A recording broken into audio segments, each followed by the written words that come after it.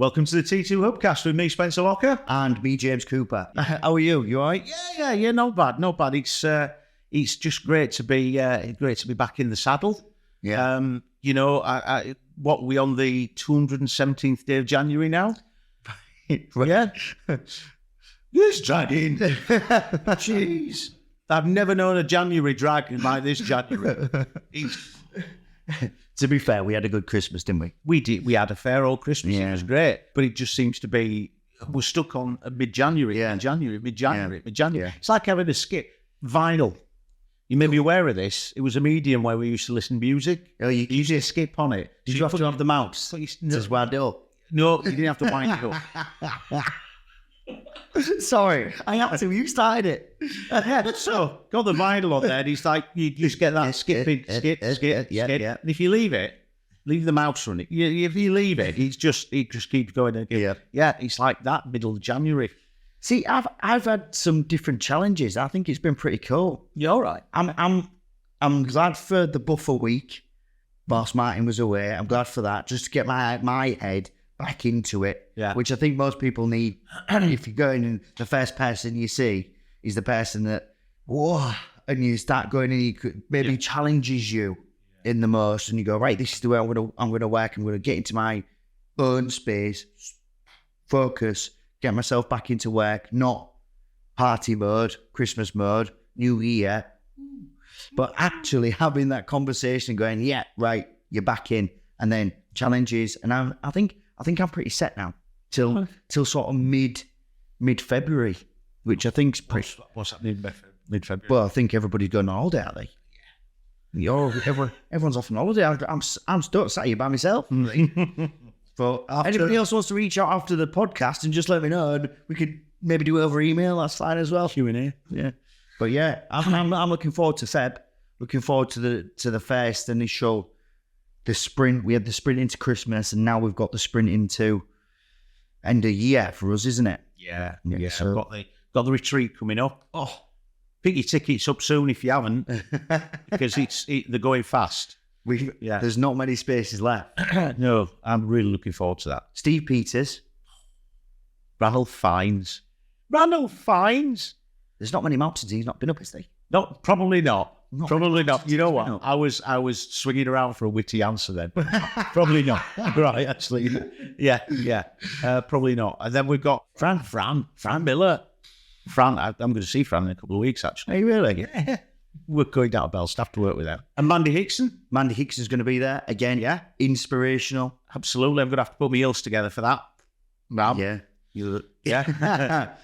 But yeah, so that's what I'm looking forward to at the moment. Everything's sort of focused on that. I mean, don't get me wrong, obviously daily work. Yeah. But when we nail that next retreat, I think, okay, good stuff. That's done. Now we can move on. Yeah. I think there's going to be some big things coming at the retreat. So, and I'm hoping some people we're not going to run into any of this coaching paradox where you've got closed-minded people. Yeah, and that'd be interesting to get into. Yeah. Which we'll do right now. Let's get into it, Spence. So I went on a recent trip. I was talking to some executives in an organisation, and this is what sort of was part of the reason why we're talking about what we're talking about today. Interesting. So we were talking, and it wasn't within a delivery. We weren't in a situation where I was delivering training. It was a social situation. Right. Okay. And we're chatting away, and the subject of this executive's age came up. Right. Okay. So this guy, you won't believe it, he's older than me. Incredible. But there you go. So with the subject of this guy's age came up, and he was talking about, and he wasn't to do with business initially, right? But he was talking about, he's too much bother. Oh no, I'll get that. He was given an opportunity to be able to do something virtually. So he got, whether it was complete form or do a meeting or something, but he could do it. And he was like, oh no, and he wasn't very confident in using the tech, right? Or wasn't very happy with the way things are. But he was like, well, no, there's people out there that can show you how to do it. Or you can, oh, no, it's all, and he was a bit sort of dismissive. So he didn't do what he wanted to do because he didn't feel in control. Yeah, wasn't happy about the medium of what he was doing.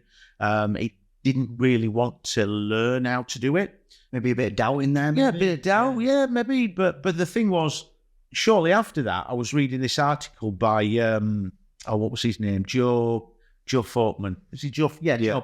Joe Folkman. And he was talking about this coachability paradox, right, which sort of initially made me think about this situation with this exec, but also think about previous other situations that I've encountered. Right.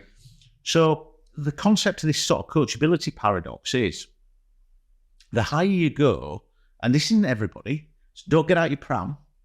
This isn't everybody. You're all saying people. I don't want to be controversial, but I do. Yeah. I do actually want to be a bit controversial. Right. Certain people, many people, often, as they climb the corporate ladder, they seem to close themselves off from coaching, learning new things, being open to new ideas, and we don't know. Well, we can speculate. We can speculate why this could be. But I think the ultimate thing, the conclusion we can come to is the less information you have, the less in touch with further down you are. So if you're thinking, if you're you're running an organisation and you're in sort of a C-suite position or equivalent, then you tend to get information from the C-suite. Yeah. So we're talking about what, 5, maybe even less people potentially. And let's say that the only alternative from that is from your direct reports, which again could be 5 people. Yeah. So the further you go up the pyramid, the less information you get. So you're sort of out of touch with what's going on, but a little bit further down. Then we could also look at how open are you to coaching? How open are you to learning new things? So now we're starting to think about, well, I've been promoted to a position of power because of my knowledge and experience. So why do I need to learn anything else? Do I need to learn anything else? That question would be around, well, when is anybody ever done? Well, no. No, I mean, we do talk about the when we start considering ourselves as an entity, we consider ourselves as an unfinished portrait. Yeah. And every day we go back to that portrait and dab another little bit of paint on it, don't we? Yeah. The day we die is the day the portrait's finished. Yeah. However, don't want to get all sort of metaphysical on it. But when we start considering this, it's what are people's perspectives of senior leaders? Do senior leaders, are they instrumental in creating that perspective? Are they closed off? Yeah. Are they not willing to learn new things? And there's a couple of reasons for that. But before we actually get into that sort of thing, have you got any thoughts on that? I've got. So when you obviously mentioned about talking about the coachability paradox, the first thing I was, and as we were just talking it through, which we're doing quite a lot of the podcasts anyway, it was, if you're sat as a exec, as a leader on any level, if you really wanted to, what are the biggest challenges for you? Well, what if you sat listening to this at your desk or on the commute to work, what are the biggest challenges for you today? Now, the point being is, what do you do about those challenges? Do you just wrestle them in your head and go, oh, I think that's the right thing to do. That's based on what I know. I'm going to stick to that idea. Thank you very much. There's a reason I'm in this position. And then don't necessarily go to an avenue where you might not have considered a communication with somebody from, well, we're going to talk about it, reverse mentoring. Right, yeah. Which could be one of the things that we speak about. Well, I know we're definitely going to talk about it. But have you considered where you go for advice, where you go for experiences around coaching? Or do you go to the same person who gives you the same result every single time you go to them, because that's their job, they're there to support you? Now, if you start to think about that, what experiences are you going through on a daily basis? So not just the challenges, what are you experiencing? So is the things that you do on a daily basis, and that's your experience, and you're quite happy, thank you very much. I pay my mortgage, whether you've got a mortgage, you pay for the car, you pay for everything else that you need to do, you pay for your golf club memberships, or it might be a spa for the missus or for the partner. Now, whatever you're experiencing on a daily basis, do you ever challenge yourself? I know that we push each other quite a lot, and we've got some of the experiences that we have at T2 regards IT. And Spencer won't mind me, I hope you don't mind me mentioning Spencer, but your IT savviness, if we'll like, and being able to take that information really quickly and go, yeah, I understand this. Would it be right in saying it takes a little bit longer with the IT stuff? Well, when you're used to Latin on parchment, then yeah, sometimes it can be a little bit challenging. But I pride myself on the fact that I don't close myself down to it. It takes a little bit of time, and sometimes I've got to go back to the abacus, the ready reckoner of the slide rule, yeah. But I get there, eventually get there. It doesn't, it's not necessarily resistance, yeah, but it's just the capacity to see things in a different perspective.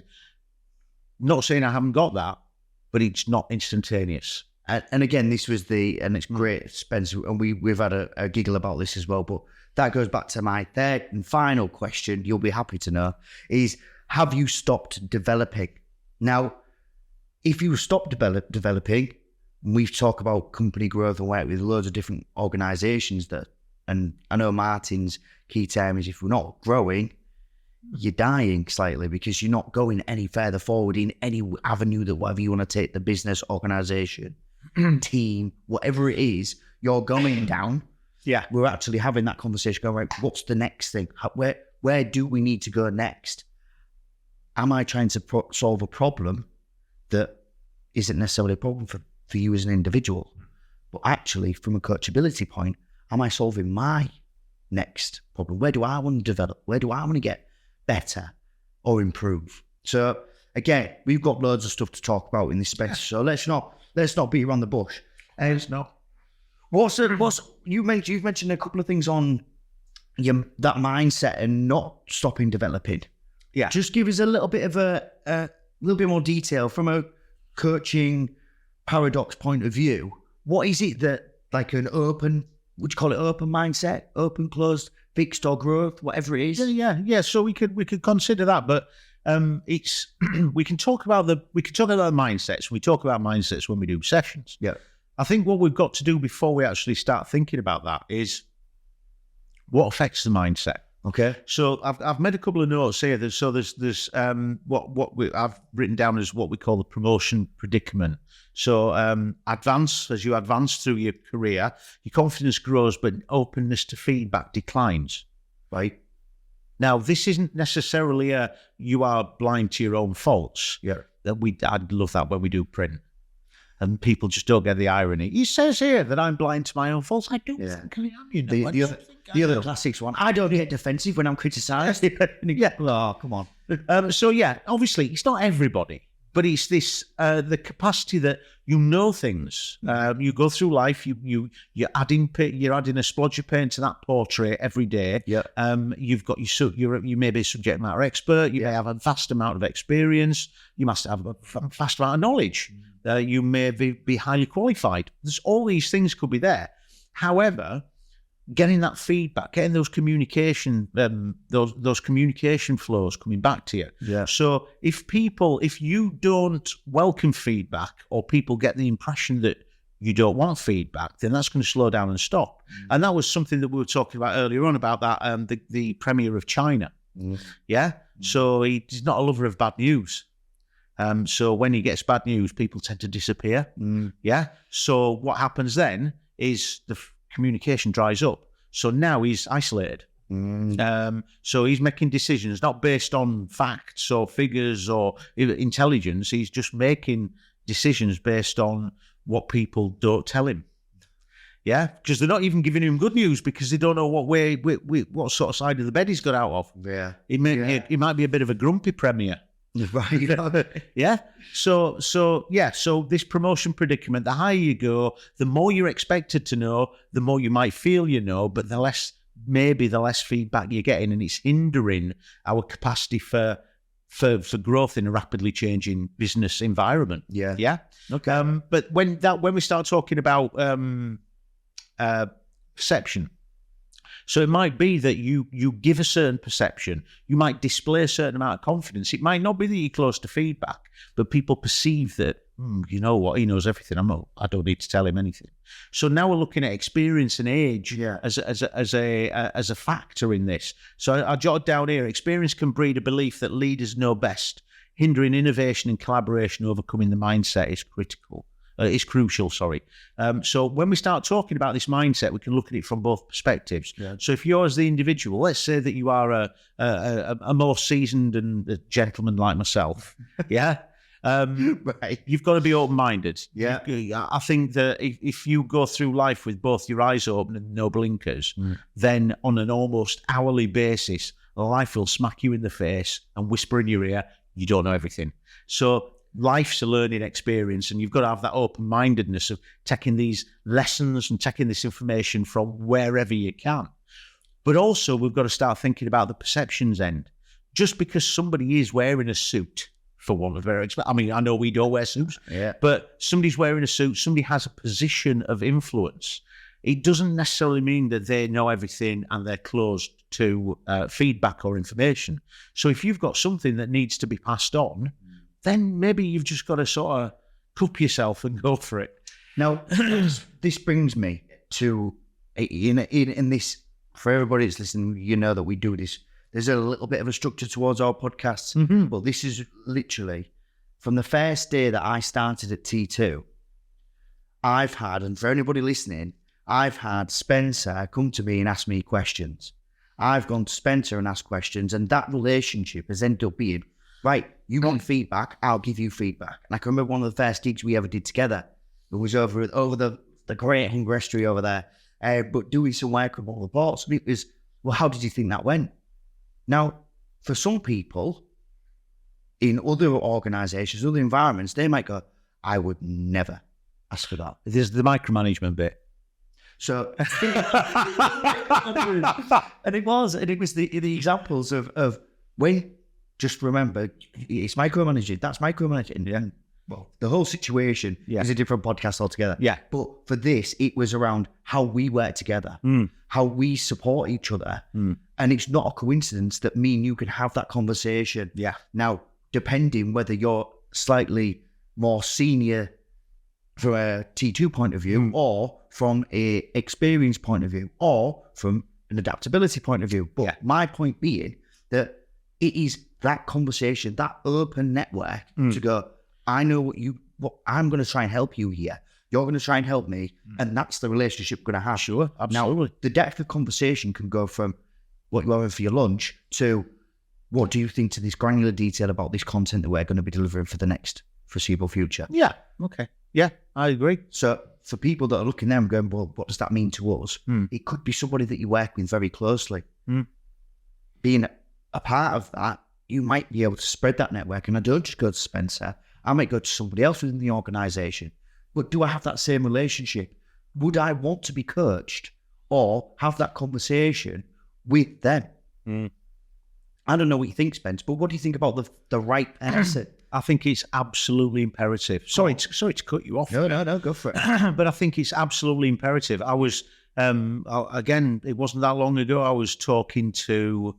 I was doing day 2 where we were talking about leading others with somebody, and I was challenged. I'm regularly challenged on this, where people go, Spence, coaching leadership.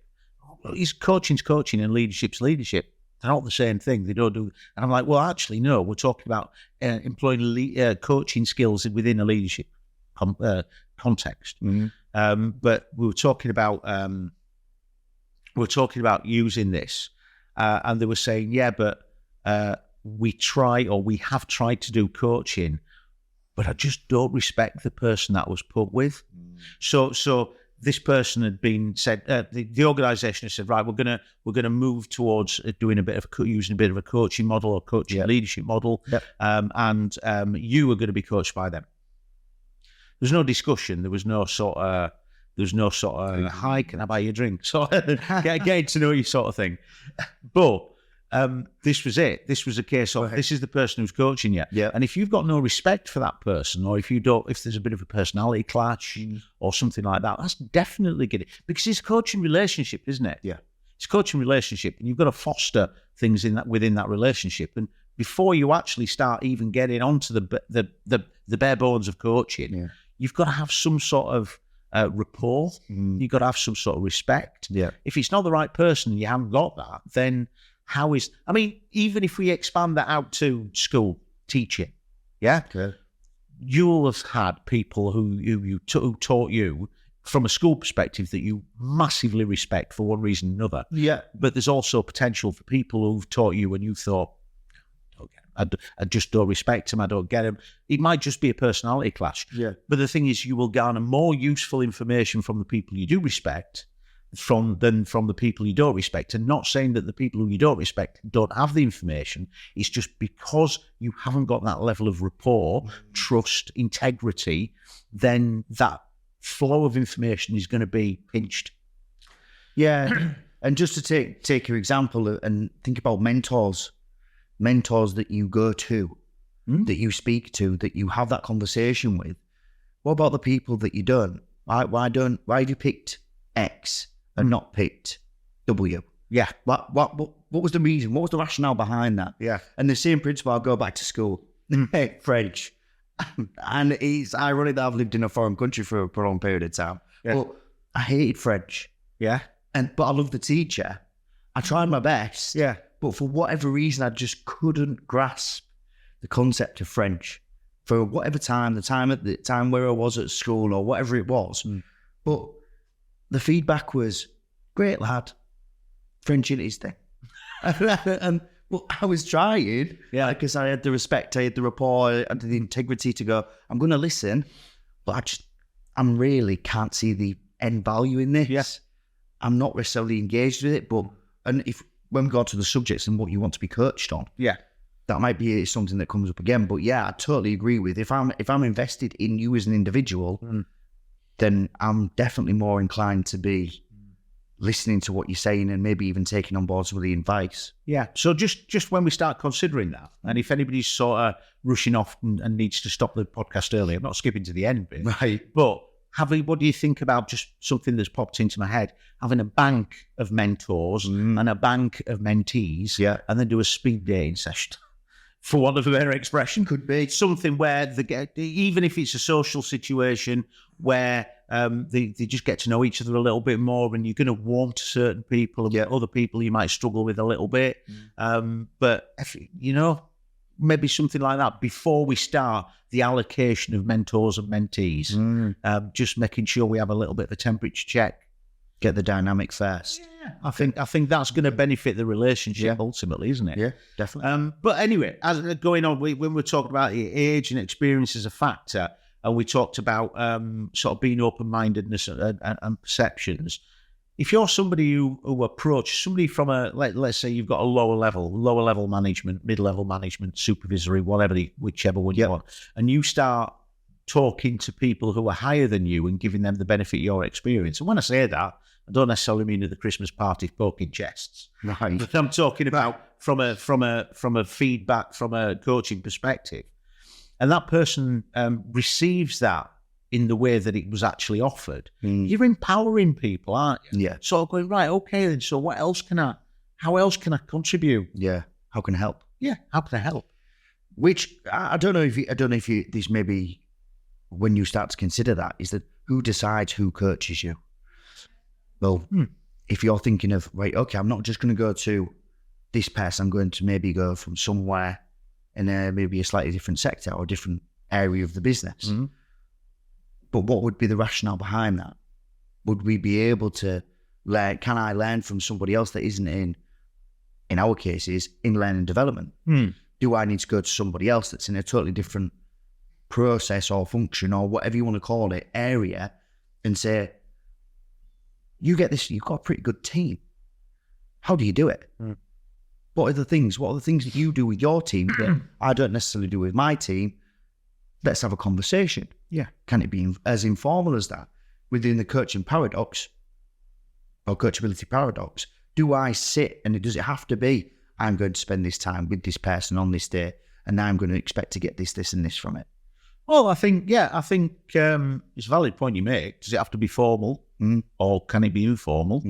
I think that if it's something that you could potentially struggle with, it might work initially informally. If we're talking about formally, then maybe it's something in L&D, maybe somebody in HR that's organising this. Because I suppose ultimately what we're trying to do is we're trying to create a culture of coaching and development and mentoring so that it's a non-negotiable. It's an expectation within the organisation.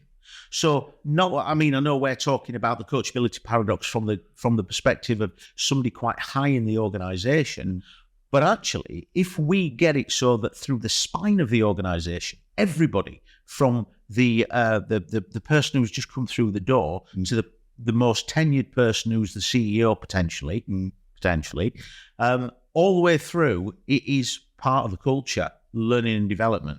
So it's something that you discuss with your line manager on a regular basis. And this is when I say discuss it with your line manager, I'm not talking about a productive person, a person on the shop floor, talking with their supervisor or their team leader or whatever. Not just them, but all the way through. All the different steps. Yeah. So let's say, for the sake of argument, you've promoted from within, so that you've got somebody who's actually grown with the organisation. Now they're in a senior leadership position, or you've got somebody who's been recruited for the skills that they have. So actually, we've got a position here that needs to be filled. We're going to go outside. We're going to go external. We're going to find somebody from another organisation, see what they bring in. When they come in, and they see the culture, they recognise the culture, they're told about the culture, about coaching, about development, about learning, and they must be sort of thinking, right, okay then, so I've been given this job because I'm bringing this to the table, whatever it is, experience, knowledge, whatever. However, what am I going to get from this job? So when it comes to coaching, it might be that you've got a little bit of a blind spot that you've open-minded about, but the last place you've got didn't give you the opportunity to challenge it. And actually, they maybe singled you out, made you become quite defensive. As a consequence, that was then put a little mark against your name because, well, that's your weakness. You've always got that weakness. Yeah. Well, actually, hold on a minute. I've got a weakness. Put your hand up if you're never going to make a mistake ever again in your life. Yeah. Let's not try and be deluded in that point. Yeah. But okay, what am I doing to maybe combat that, to learn from it? And it's not just mistakes, the learnings, are they? Yeah. So for me, really, have you stopped? And it could be you've just come straight into business. Have you stopped developing because you've got this set of skills? I'm now in the position that I was going for. I'm done. Yeah. So let's maybe think about that. Who decides what you need to be coached about then? Well, actually, what I've got is I've got 5 points here that we're going to lean into in a minute, right? And that's something that I do want to talk about. Okay. But before we actually quite get there, just hold your horses there a little. We just want to finish off this bit here where we're talking about what. Let's think about this. What makes you coachable and what potentially makes you uncoachable? So how are you going to sort of see people? So what we've got here with this sort of self-awareness, self-serving bias, reflection. Are you prepared to reflect accurately on what goes on? Or are you one of these people who does stuff, it's done, it's in the past, moving on? Right, okay. So being more receptive to feedback is usually as aware of a level of self-awareness. Casting that self-serving bias around, because as we've said before, everybody can always justify every decision they've ever made. It's not my fault they didn't get it. Not my fault they didn't understand. It's not my fault they didn't have the skill. So that self-serving bias is the one that when you've got a certain view of the world, if somebody messes up, do you straight away think about micromanage them so they don't mess up? Or do you see that as an opportunity for coaching and mentoring? Because if you're doing the micromanaging bit, nobody micromanages their best self, by the way. Yeah. So when we start talking, you've been in rooms with people when we're talking about triggers and getting your chimp out. How many people turn around and go, idiots that don't know what they're doing? Right, let's talk about that. So there must be an element of ego in there.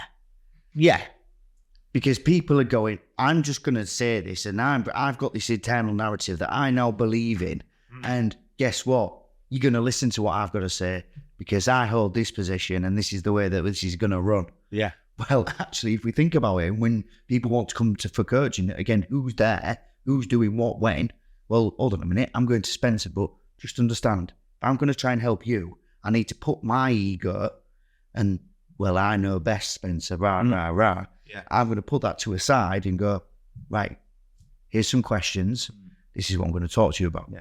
What do you think to this? Yeah. How do you think this situation might go? But from a coaching point of view, I can't come in and give it, look at my new shirt, Spencer. What do you think to this? Yeah. Rocking my shoulders around. You need to put that ego to a side and be genuine. Let's lean into this. And I'm making eye contact with the people who are watching. If you're a subscriber, remember I love you.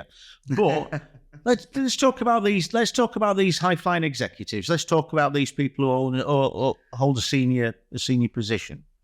How many of you, if you're really truly honest with yourself, how many times have you been in a position where somebody is coming in to either give you some coaching or some guidance or some advice or some information, and whether it be externally or internally, you've looked at this person, you've rolled your eyes and gone, what are they going to tell me that I don't already know?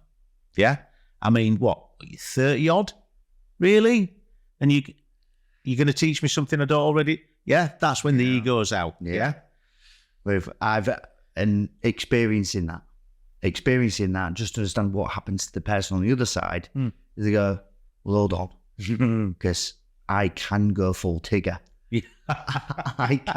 I can go full Tigger, and you will hear it. Yeah. But if I actually understand that sometimes I put that away, and to see what reaction I get from people that are in the groups or who I'm speaking to. Yeah. And I slow down and I try and manage myself a little bit better so that then people actually have to listen. Now, whether they think they want to or not, when I start to slow right down, people start to listen to the pause, and then I hit you with a big clap from Tom, and getting that real information in there, and hit you with a salient point. Yeah. People start to remember that. Yeah. Now, they might not remember the first bits, but they will remember that you can get something from me. Yeah. You can go that. And that goes back to that reverse mentoring, if you like. But it'll only happen if they put the ego away. Of course. If the block of the ego, if that sort of... Sit there with the swag on. Yeah. That sort of a bit of arrogance maybe. Yeah. And don't get me wrong, I'm not saying that we haven't all experienced that, but sometimes we've got to sort of go, right, okay, switch on. Yeah. Yeah. We were talking about that, managing your chimp. Understand, because again, the chimp will come out and he'll dismiss things because, and he's your best friend. But sometimes we've got to be able to do that. We've got to be aware of our unconscious motivators and all things like that. When we start talking about counsellors, when we start talking about psychologists, they've got people they can talk to. They go and talk to these people as a matter of their practice. Yeah. Yeah. So when we start talking about executives, when we start talking about senior leaders, who have you got to go to talk to? It doesn't have to be. It might be a subordinate. It might be a peer. Yeah. But who is that? Anyway, we've talked about some of the reasons why people might be resistant to coaching, or maybe don't think that they are not worthy of coaching. But what we're going to learn about that, maybe slightly above it. So what we got is from this Joe Folkman said, coachable leaders are 4 times more likely to be rated as highly effective. Okay? 4 times more likely to be rated as highly effective. So when we start thinking about rated as highly effective, we can use different metrics for that. But But when you start thinking about four times, yeah? So 4 times more better than you are now. That's quite a significant sort of increase. So how can we encourage this? So I've got 5 things here that I would like to I'd like to propose. We can discuss, we can debate, and you can add to them if you wish. However, I've run out of space on the paper, so I'm not going to write them down. However, see, I mean, actually, as I said before, there's a couple of things that you've already said that we can lean into on this. So the first one, number 1, foster psychological safety. What's psychological safety? Well, an absolute belief that everyone's intentions are good. It's okay to take risks, express ideas and concerns, admit mistakes, ask questions, all without fear of negative consequences. Now, to break that down for everybody, it's trust and freedom. Now, without a level of trust, you're going to really struggle about having a full psychological safety experience, if you like. Certainly. Now, if you've got a level of freedom, but you don't necessarily trust anybody, you or maybe the person that's coaching you, you're still going to come up against some issues long term. If you have that high level of trust, but you're not allowed to actually say what you mean, then again, that's going to be another block. There's not a total blocker, but there's going to be certain things that you're not going to say. Okay, and that just makes it very simple for everybody, Spence, because you very nicely articulated that. But yeah, brilliant. What's number 2? Well, hold on a minute. Easy, Tiger. We're doing it for psychological safety. So when we start talking about psychological safety, if you've got psychological safety going through your organisation, and as you so eloquently said, you've got the trust and the freedom, it's going through the entire organisation. So how is that going to promote the anti-coachability paradox? How is that going to promote coachable leaders? Now, my thing would be is that whether you're first in or last in, it might be that you go, you know what, this is now an expectation of me. I'm now expected to go and do this. This is the norm for this business. This is the norm for even the senior executives, even for people that are supervisors of the team. But what is it that I have to then do to it? What does that look like, Spencer? But who do I ask? Well, if I'm feeling psychologically safe, I can ask anybody. And I can go to you, I can go to anybody else and say, right, what's this structure they're talking about? Because I want to get involved. I'm going to be involved anyway. I've been told mention about this, but I've been told to come to you. Absolute belief that others' intentions are good. Nice. So when you're asking, if there's something stopping you turning around to somebody and say, I'm not 100% sure about this, can you tell me about it? What is stopping you doing that? Well, I'm a leader. They shouldn't know that I don't know everything. But actually, now if they know that I don't know everything, well, they could use that against me. They could undermine me. They could spread it around and well, actually, their intentions are good. They realise that what you're doing is you're being humble and honest. And you're a human being, and you're actually saying, well, can you explain this because I don't understand it? No problem. Bang, you do it. So when we start talking about that psychological safety, it's being openness. It's that, as you said, trust and freedom. Is laying yourself out there and going, what do you mean by this? Or can you explain this to me? Because I'm not 100% sure. So he's being raw. He's being authentic. Vulnerable. Definitely. Okay. And when we start talking about vulnerability, we're talking about vulnerability being something that people could take advantage of but don't. You won't be vulnerable with people you don't trust. You're only vulnerable with people you do. Because you know that they're not going to take advantage of that vulnerability. So that's number 1. That's number 1. Okay. Number 2, you'll love this. Lead by example. So model behaviour you want to see in your organisation or team. Don't just push your team towards excellence. Actively demonstrate it. Who sets the standards? Who's a bit of a shiver? Who sets the standards, Spencer Locker? Who sets the standards? Is it just the words that we put up on a wall, and they're the company's values, and that's what we believe in the coaching culture, or is it actually what happens? What happens on a daily basis for you to go that? And that's how we work. That's how it's like a blueprint, isn't it? Because now I'm not talking about what we just say. I'm talking about what we do. Everybody does it. That's why I work here. If we think about the coaching culture that we have here, that radical candor, if you like, when we come back and we have that conversation, yes, 100%. I love the chat, but I love being the person that goes, "This is what I've been thinking. What do you think?"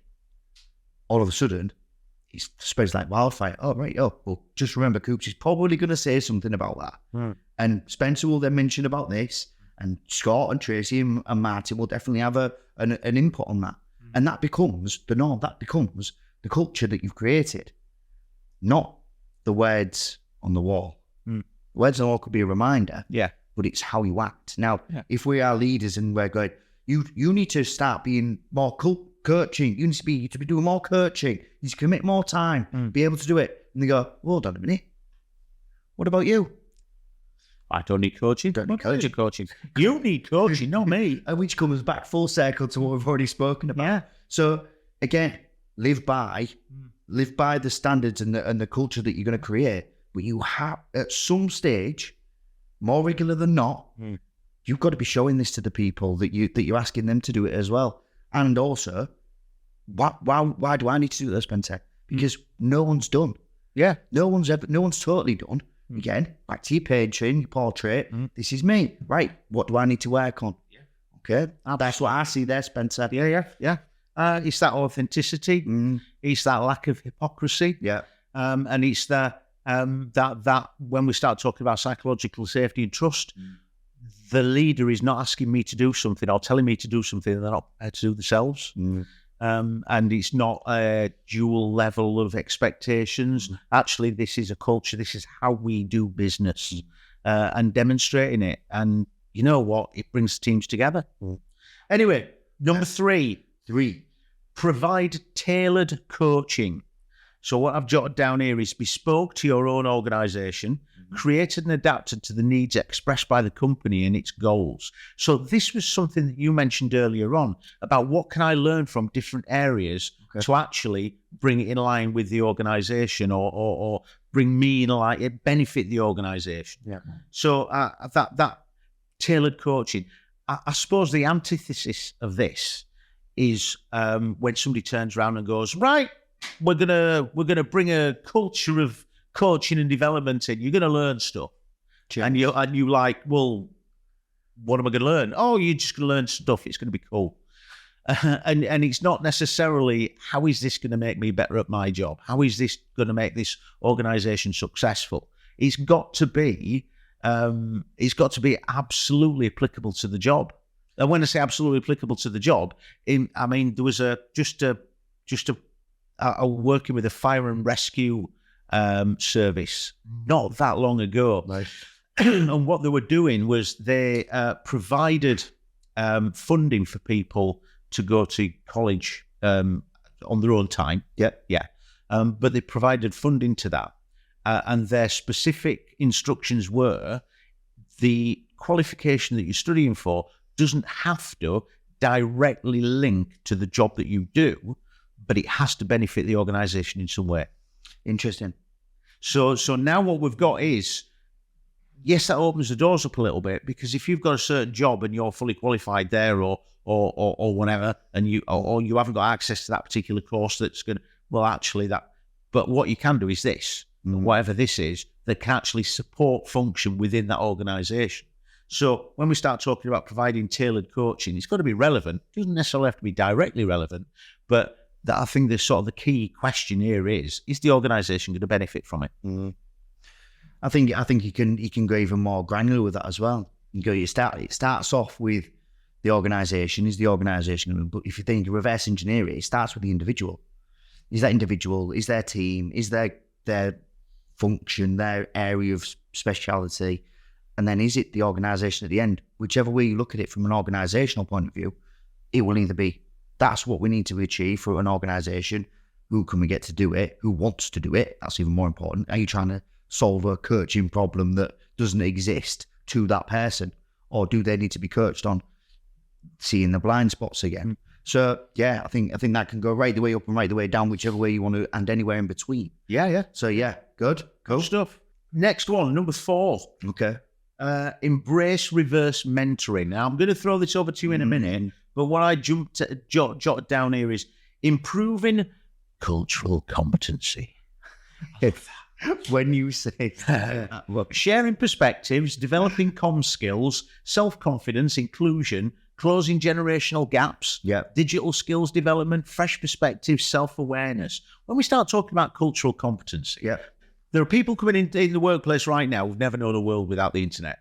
100%. Yeah. Whereas when we start thinking about our more tenured people, more senior people, their relationship might be with technology and the internet may be otherwise. Yeah. So when we're talking about cultural competency, it doesn't necessarily mean about the big cultural issues, but it might be about the fact that this young person down here, it's like, well, I'm going to talk about Tom. Hi, Tom. Hi, Tom. We're going to talk about Tom in a minute. So, Tom, you're not an older guy, are you? You're reasonably you're down with the kids. Yeah. So the thing is, he's got the capacity to do magical things with social media, with a computer, with the podcasting that we do. His knowledge of the technology and the processes, his skill with the tools is brilliant. Yeah. What me as an older guy, what I could do, which I probably do more than anything else, is I'll leave him to it because it's his world. Yeah. I'm not saying that I need to know that everything he knows, but wouldn't it be great if I could step into his world a little bit and get an idea? Yeah. So this is, and obviously there's so much research out there. I just picked the Harvard Business Review. Yeah. This was released in 2019, which was sort of highlighting the sort of benefits that increasing millennials. That this was really specific, but it does make very clear links to what we've been talking about. That reverse mentoring. If you imagine that somebody that is either, well, let's put it in the clearest and most broad term, that you have a skill set that's different to mine. I want to know your skill set. If it is something that is generational, i.e., for example, the internet, where some people haven't had as much exposure to smartphones, iPads, Macs, whatever it is, PCs, than other people have, who do I go to get the information from? You go to the people that have had more time, more experience, more development on it, because there wasn't necessarily teaching the same thing that they're teaching IT at school, even when I was at school. I'm not going to assume anything, Spencer, but it's not going to be the same thing from me to you, from us to people that are in school now. So that concept is, well, I go to the people that have that subject specialist. Now, if you think about that, I'm a senior member of staff. I come into someone new comes into the organisation, for example, Tom within T2, and I then have a conversation with the newest person into the organisation. They know who I am, how long I've been in the position I hold, but I come to you because you're the subject specialist. And all of a sudden, that retention goes, you know who I was speaking to today? Speaking to one of the execs. They've come to me about this, and it was like, how do you not know this? You're in this position. How do you not know this information when I've been doing it for years, just being of a different culture or a different age? Now, if you think about that, why would you not go, I'll tell you what, I'll stay for that? Because I'm bought into you coming to me for advice. It makes me feel pretty good. Yeah. Because I've got somebody of that stature coming to me over something I know quite a lot about. Okay. The second bit would be the right match. Is that if you've got somebody that is very, very much in a situation where they can have that expertise, but they don't necessarily have the experience or the confidence to be able to do so, and they might be communicating a slightly wrong way, you could maybe set them targets to go, you know what, I'd love to come to you, but I actually like the way that somebody else communicates that. I'm going to go to that instead of you. But if you can calm yourself down a little bit, and then I can get onto the same wavelength, then I can understand you. Well, at this moment in time, the match isn't quite right. So I want to make sure, going back to our point of, it's really important. Who does the coaching for you? Of course it is. It's still a major factor, even when you're talking about reverse mentoring. As a point of this, it could be to address mentees' fears or some of the distrust. So, well, why don't we do it this way?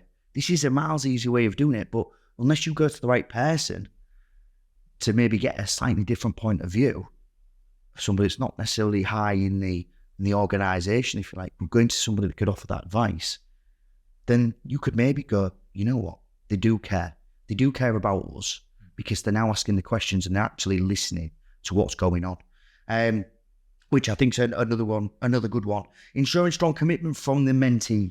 So if you think about that, people that are committing to the processes, committing to the conversation, that actually open to this coachability paradox, then all of a sudden we start to get that little bit more commitment to other things within the business, other ways, because we can see it going on. It's not a coincidence just because it's written up on the wall. It's actually who's doing it. Going back into some other points, sharing digital skills. Now, this is one that obviously for some of the people that have not got those IT expectations or the knowledge to back it up, yes, I go to Tom, you go to Tom, because he's the subject specialist.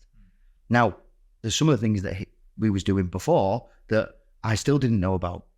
But now I feel as if I've got a little bit of a deeper concept in what we do with the filming, for example. What is it in your organisation from a digital age? Really, we are in that. What do you carry around in your pocket every day? Something that I was told I would never do. Please elaborate. Right. Okay. So, and you might be familiar with this. When I was at school, and yeah, no mention about chalk on tile or anything like that. But it was very, very much pushed on me, right, that the most important thing in the world, the most important thing in the world was mental arithmetic. And the justification of that by my teacher was, well, you're not going to walk around all day with a calculator in your pocket, are you? Fast forward to now, I do, actually. Yeah. I do. I mean, when we start doing social styles and we're talking about adding up the scores that you've put on, the first thing I say is, yes, you can use your calculator. Yes, you can use your phones. Yeah. But this is the thing, isn't it? It's, I carry the phone around in my pocket all the time. Right now, it's not in my pocket because we're podcasting, but absolutely. And I imagine that from that digital age, there could be things that we don't use. And think about some of the situations where recording voice, key important meetings where you might miss information. It's not a dictaphone anymore. You can just do it through your phone. We've already mentioned about driving cultural change. Again, second by the Harvard Business Review. Promoting diversity. Now, if you think about the people that are in your organisation, how many of those, you can't possibly speak to everybody unless you've got a smaller organisation, but some people will challenge themselves to do so. But imagine if there's some people that are from different cultural backgrounds, from different areas of the world, if you like, that bring different skills and different attributes and different skill sets to your organisation. You've never tapped into that because you've never asked the question, never opened it up. But again, what can you do with your getting on board with that coachability paradox? Let's see if we can open the network up. Now, the reason why I say that is if you think about it, go back to phones again. Think about what the last time you was assessed for an academic qualification.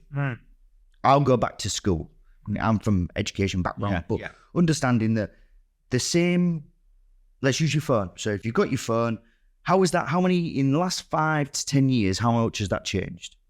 Phenomenally. So it's gone from being a briefcase back in the late 80s? Yeah, briefcase in the 80s, brick in the 90s. Coming back to something that was as big as this. Yeah.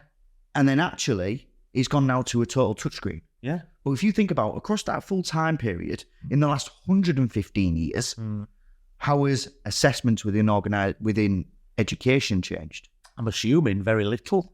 You still sit behind a desk in a room with everybody else in your school at that age, in that year group, and you answer questions on certain things. Now, the questions might have changed, but has the process changed? Because I'm assessing your memory and how you can then implement that. Yeah. That's a deeper question. But what my point is that if you keep assessing things or keep looking at things in the same way, are you stifling innovation? Yeah. Yeah. You need to change your perspective, don't you? Now, I wouldn't say that we would necessarily be innovating every single day all the time, but if you never even open the envelope, that's when you're stopping yourself. I think a great example of that, whilst not necessarily being linked to coachability, I think a great example of that is your perception of situations. Because we know, particularly when we do a couple of exercises, I won't go into the detail, but sometimes I just don't get it. I don't understand what I'm seeing. I just don't get it. Sometimes you've got to put your hand up and go, right, I'm struggling with this. And this is demonstrative of being open-minded. I'm struggling with this. Just give me a couple of minutes. Let me just walk away. I'll come back in and just look at it from a different perspective. And it might be that even then you're struggling. So this is when you turn around and go, can you put it into words of less than 3 syllables? What I'm actually looking at here and why it's happening. Yeah. Because now we're starting to look at, as you said, if you're open to that information, we now need to make sure that we're spreading that around. And as you said, with that sort of diversity thing, I'm open to information. I also need to be open to where it's coming from. And it can't be from the same place all the time. No. So, yeah, you've got to change your perspective. Yeah. And if you're prepared to be able to go, I don't understand it, I don't see it, and you're not being resistant, because if you're really resistant, it's a case of, why are we changing? Why is that? Oh, I don't get. Why can't we do it the old? Why can't we keep doing it the way that we keep doing it? Because that works, right? That works. So why can't we do it? And that's when we can start being a little bit less open-minded and more narrow-minded. We have always done it this way. Yeah, sure, get on with it. Sorry, mate. If you're not interested, don't expect me to be. Okay. So let me just run through all 4, and then I'll add the 5th. Okay. So first one was fostering psychological safety. Freedom and trust. Yeah, absolutely. Second, lead by example. Yeah. It's not just written on the walls. Model the behaviour you want to see. Yeah. Third, provide tailored coaching. It's got to be relevant. Yeah. It's got to contribute in some way. 4, embracing reverse mentoring, which we've just talked about. To be honest with you, I think that conversation could go on for quite a lot longer. But however, we've done that. So 5, offer continuous learning opportunities. So this is sort of linking back to what I was saying about the culture and the values within the organisation. By providing continuous training and development, you promote this on a cultural level. It's what you do. This is what we do. Yeah, it doesn't necessarily have it written down. It doesn't necessarily have it sort of, oh, by the way, you're expected to. No, this is what we do. We are open-minded. We are willing to develop and question and challenge appropriately and all that. It's what we do. Staff at all levels have a development, growth, improvement mindset. So again, as much as we're talking about the coachability paradox from a leadership perspective, if it's endemic within the spine of the organisation, then actually, by the time you get to that senior leadership position, it's what we do. So what's my next challenge? Yeah. How am I going to learn about this? What is it going to be? Am I going to be looking at it from a linear perspective where we're just talking about my particular discipline and how that's going to go up? Or I'm going to branch out a little bit and start going, well, what can I take, as you said earlier on, what ideas and perspectives can I take from other areas of the organisation, other leaders that I'm noticing are getting good results and highly motivated teams? How are they doing that? How can I take some of that? There's a lot of that about who you talk to. Yeah. And again, if you are talking to people of the same stature in role, hierarchy, whatever, but you actually having that conversation, say, this is the way I'm going to now work based on, can you remember when you told me about this situation, how you dealt with it? I've actually done the same thing and I got this result. What do you think to this? But actually going to the point of going, I now do this with everybody. Yeah. That impacts. Now that could come from somebody internally within your organisation or, well, what do we do? What do we do? I've had people sat in this very room. Yeah. Come to us and gone, these are the biggest challenges I have. What do you think? And I go, well, what's the worst thing that could happen? Well, what have you tried to do? Tell me. Let's hear the story and then let's go from there. And when we do this executive coaching or career coaching or whatever we do, it's really interesting how people seem to know what they've got to do. But when you actually, you might put it in a different way. You might propose it in a different language. You might put it into a slightly different context. Yeah. But what we're looking at there is that sort of capacity to look at things from an objective perspective. Yeah. Whereas when people feel threatened, so we're talking about sort of the chimp and things like that, or people don't feel psychologically safe. Well, now we're starting to look at the emotion in a situation. That emotion in the situation is potentially blocking that receptiveness because you feel threatened. You don't like to display vulnerability and things like that. So when you get them in a room and we've got that objective view, we can help. And I think that sometimes people need to get their heads around that, not necessarily with us, but from an executive coaching perspective. Okay. Last thing I'd like to say on this: if you are the smartest person in the room, you're in the wrong room. Oh. Now. Okay. All right. I like that. Yeah, because that would suggest. Correct me if I'm wrong. That would suggest that you aren't learning. It's not being challenged. So there's the old adage of, I like not being the smartest person in the room. I think it's sort of linked to sort of socializing more than anything else. However, you walk into a room and you start talking to people, and it doesn't necessarily, we're not necessarily talking about the smartest person, that most highly qualified. Because you might go into a room and you might start talking to somebody who isn't particularly highly qualified, but it's very, very experienced, knowledgeable about a certain subject. Yeah. So this is one of the things that I like. I like this, not necessarily the randomness, but knowledge coming from nowhere. So, well, let's say coming from nowhere. When we were talking the other day about Napoleonic Wars, and it was linked to certain things, and I was, really interesting. Why don't I know about this stuff? I need to, and it's not necessarily fully, it's end-to-end education, but it's sparking that thing. And I just think that you've got to walk into the room from a humble perspective, expecting that there's going to be people in that room that know stuff that you don't know. Yeah. And again, it's not qualifications, it's experience, it's there's all sorts of things going on there, yeah? Whereas if you go into a room and you are supremely qualified and everybody in that room is you might think are below you from an experience perspective or a qualification perspective, what are you going to gain from that interaction? Nothing. Absolutely nothing. If you go in with that mindset. Yeah. A guy said to me the other day, there are no friends and there are no enemies. They're just teachers. Yeah. And somebody else said, very vaguely linked to this, life does begin at 40 because up to that point you're researching and training. But this is the thing, is all this information, all the stuff that we're talking about here, we're talking about being open to new information, being open to new experiences, being available to different perspectives, how being self-aware enough to be able to go, well, I don't know everything. Yeah. Or even if I think I do know something, I need to start engaging with people that I don't normally engage with. It might be people that are on the corporate ladder below me. Yeah, there might be younger people from a different age group. There may be people from a different cultural perspective.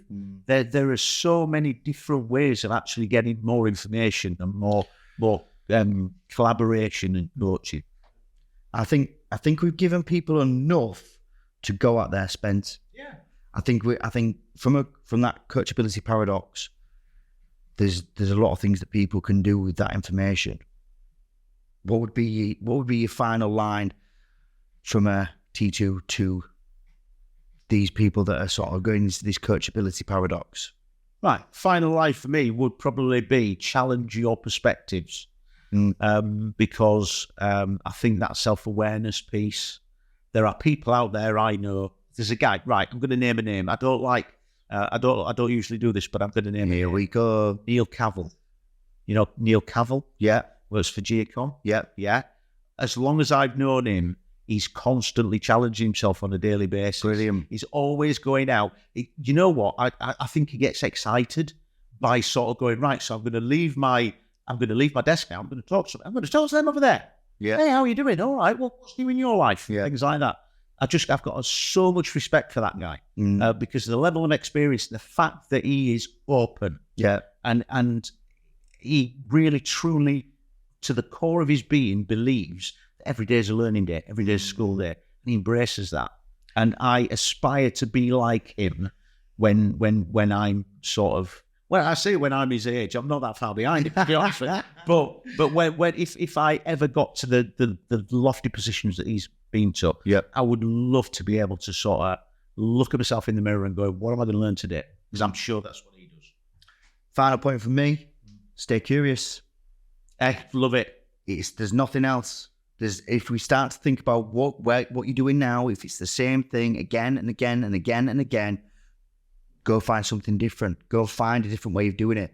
Go and have a look. Be curious. Go somewhere that might be totally off the cuff, but go do it. What's stopping you? What's the worst thing that can happen? Nearly sound like Mr. Chow then. I know. Right, okay. Well, we could waffle on for ages, but we're not going to do that. Nope. So I hope you've got something out of the T2 Hubcast for today. Thank you, James. Thank you, Really Spencer. enjoyed. A pleasure as always. And you.